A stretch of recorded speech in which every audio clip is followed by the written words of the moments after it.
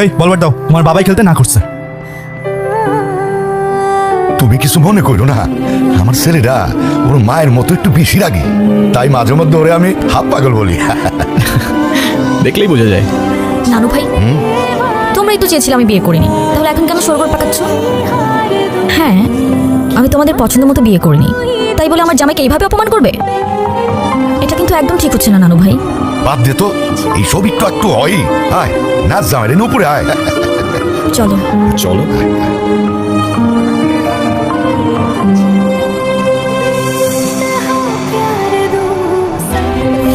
কি? আসসালামু আলাইকুম। ওয়ালাইকুম আসসালাম।